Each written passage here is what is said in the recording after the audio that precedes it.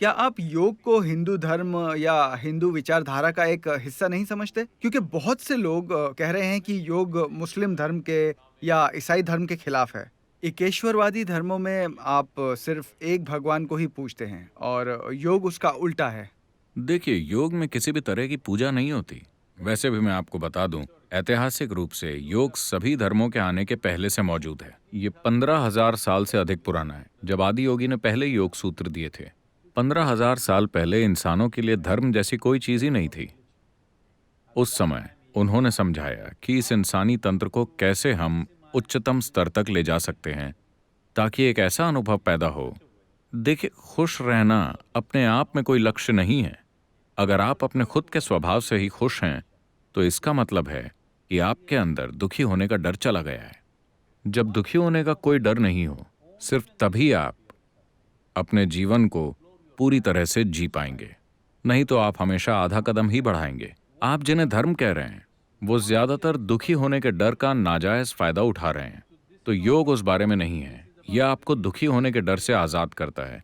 यह आपको किसी भी सत्ता के बंधन से मुक्त करता है। चाहे वो गुरु हो, कोई संगठन हो या भगवान हो, यह आपको उन सब से मुक्त करता है। तो इस मायने में आप कह रहे हैं कि योग हिंदू धर्म या हिंदू फिलॉसफी से भी पुराना है, ये 15,000 साल से अधिक पुराना है। सबसे पहले इसलिए इसे सीमाओं में नहीं बांधा जा सकता। नहीं, सबसे पहले हमें यह समझना होगा। क्या आप मुझे बता सकते हैं कि हिंदू फिलॉसफी क्या है? हर कोई इसके बारे में बात कर रहा है। कृपया मुझे बताइए कि क्या है हिंदू फिलॉसफी। यहाँ हजारों तरह की चीजें हो रही हैं, क्योंकि हिंदू एक भौगोलिक पहचान है। हिमालय और इंदु सागर, हिंद महासागर को पहले इसी नाम से जाना जाता था। इनके बीच की जो भूमि है, वो भूमि हिंदू है। तो जो भी इस भूमि पर पैदा हुआ वो हिंदू है। इस धरती पर पैदा हुआ केंचुआ भी एक हिंदू केंचुआ है। जब आप कहते हैं कि अफ्रीका में पैदा हुआ हाथी अफ्रीकी हाथी है, तो ये हिंदू केंचुआ क्यों नहीं है? क्योंकि अब आप राजनीतिक झमेलों में उलझ गए हैं और उस वजह से कहते हैं कि हिंदू का मतलब ये है वो है। नहीं, ये एक भौगोलिक पहचान है, क्योंकि हम लोगों को एहसास हो गया था इन भौगोलिक पहलुओं के बिना हम फल फूल नहीं सकते थे। हिमालय और हिंद महासागर के बिना। हाँ, इन दोनों चीजों ने हमारी रक्षा की। हम 5-6 हजार सालों से चैन की जिंदगी सिर्फ इन दोनों की वजह से ही जी रहे थे। तो हम इन दोनों को आदर की दृष्टि से देखने लगे। मैं आपके ही तर्क को आगे बढ़ाता हूँ।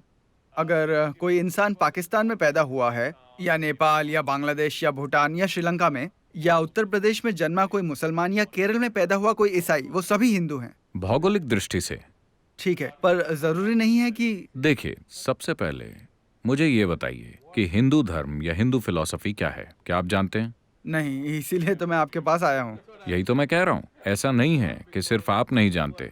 सबसे बड़े विद्वान से पूछिए, क्या वो जानता है कि हिंदू फिलॉसफी क्या है?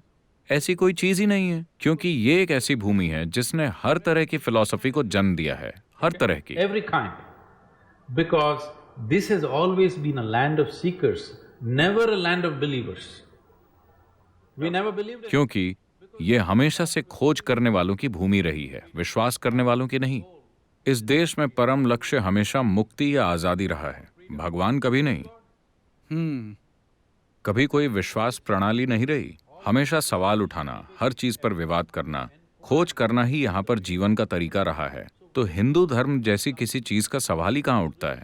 सिर्फ मुकाबले में, राजनीतिक होड़ में आप खुद को ये या वो कह रहे हैं।